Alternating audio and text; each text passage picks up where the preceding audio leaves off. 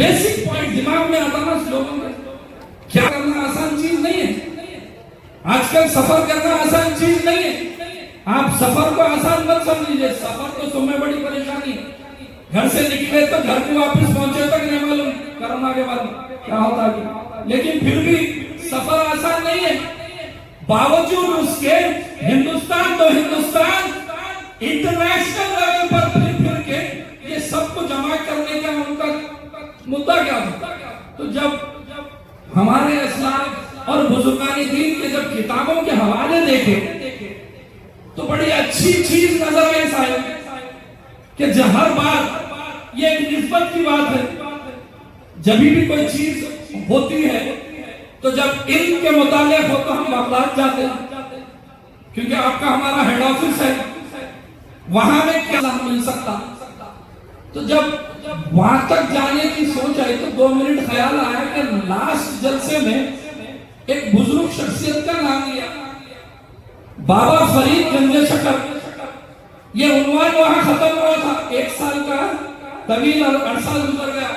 لیکن جب بابا فرید گنج شکر کی خانقاہی نظام پر محنت دیکھی تو اس محنت میں چند چیزیں آپ کے ہمارے سامنے آئی جو میں آپ کے جلسے کے دوران آپ کے سامنے عرض کروں گا.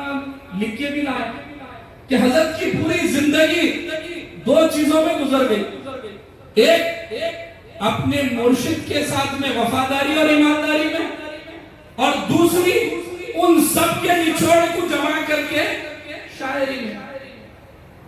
حضرت اپنی کتابیں شاعری کے انداز میں اپنے جتنے بھی خطبات تھے ان کو شاعری کے انداز میں درج کیا.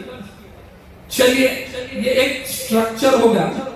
لیکن حضرت کی زندگی عارف پاشا صاحب قبلہ کی, یا آپ اوپر جائیے صاحب یہاں پر بزرگ کی زندگی, دونوں کی زندگی کے حالات سناتا ہوں میں آپ. یہ لوگ بھی اپنے لیے نہیں, اپنے پیر و مرشد اور اپنے مریدین کے لیے یہ اپنی دونوں زندگی کو وقف کر دیا. پرسنل لائف کام نہیں ہے.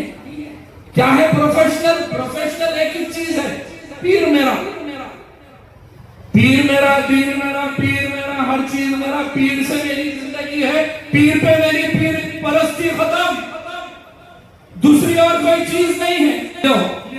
کس کی تعریف میں؟ بابا فرید گنج شکر کی کتاب کے حوالے سے پہلا ورق پڑھارو. 7 دن اپنے پیر و مرشد کی صرف بیٹھ کر دیدار کرنے کا کیا ثواب ہے. 700 مرتبہ حضرت کے ساتھ خود بیٹھ کر عبادت کرنے کا. 7 دن کی سروس کو خالی ریکارڈ کرے تو بتایا گیا کہ 700 دن از خود اپنے پیر و مرشد کے ساتھ میں عبادت کرنے کا ثواب ہے.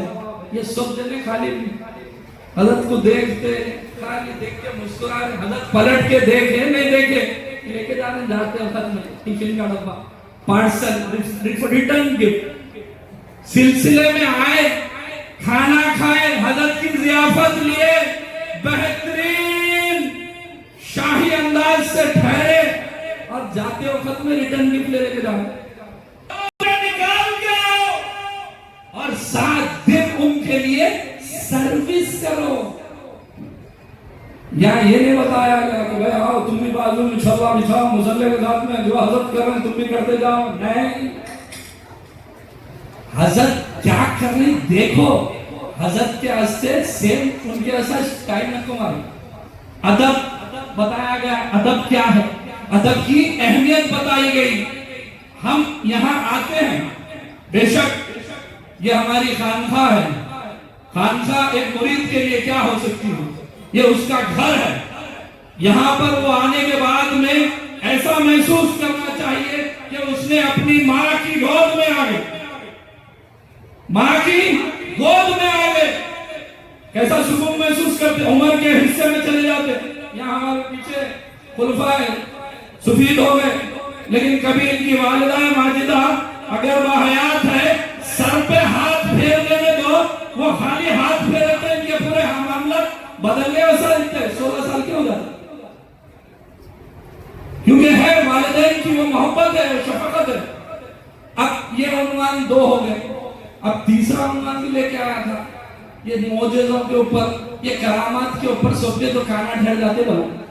تو کچھ معجزات اور کچھ کراماتیں ہیں، جب کرامات کی بات آتی تو ایک ہی نام پہلے آپ کے ہمارے ذہن میں آ جاتا، کرامت بولتی کہ جہاں سے شروع ہوئی میں چلے آتے ہوں، حضور غوث الثقلین، خطب ربانی، غوث سمدانی، حضرت کے سلسلے کے بزرگ جہاں سے حضرت کا سلسلہ چل لیتے آ رہا، اس سے اگر بات نہیں کرے تو بات ختم ہی نہیں ہوتی۔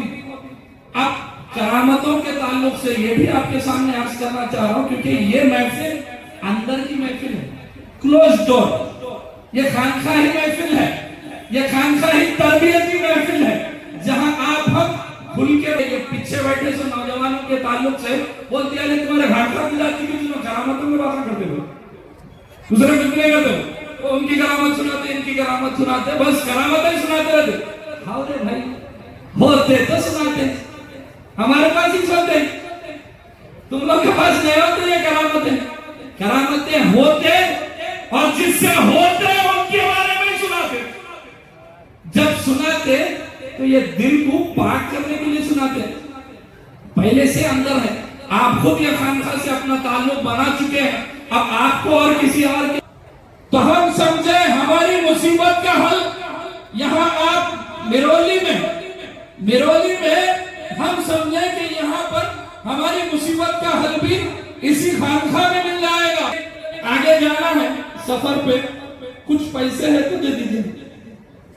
تو حضرت مسکرائے، حضرت جیسا بیٹھے، حضرت کے سامنے ویسی جی وہاں پہ کنڈے میں کھجور کھائے سو پینا پڑے ہوئے تھے، کھجور کھا کے گٹلیاں ڈالتے ہیں وہ پڑے ہوئے تھے، حضرت اٹھایا اس میں سے 7 گٹلی اٹھا کے دے دیا۔ ارے یہ کیا نہیں، ارے میں لوگوں سے سنا لنگر 24 گھنٹے چلتا میرولی میں، بابا فرید گنج شکر کا لنگر ہے، یا حضرت کو میں مانگ رہا ہوں کھجور کھائے سو گٹلیاں دے۔ خیر کیا کر سے بزرگ شخصیت ہے، کچھ نہیں بول سکتے، وہ 7 گٹلیوں کو پکڑ کے اپنے رومال میں لپٹ کے سلام کر کے باہر آ گئے۔ یہ گٹلیاں لینے والا کیوں کہ غوث پاک کو لینگویج کی ضرورت نہیں ہے، سرکار دو عالم صلی اللہ علیہ وسلم کو سمجھنے کے لیے یہ لینگویج بیریئر نہیں ہے، عشق کی منزل ہے ختم، پھونک کے رکھیے، کامل تو یہاں تباہی ہی تباہی ہے۔ وآخر دعوانا الحمدللہ رب العالمین۔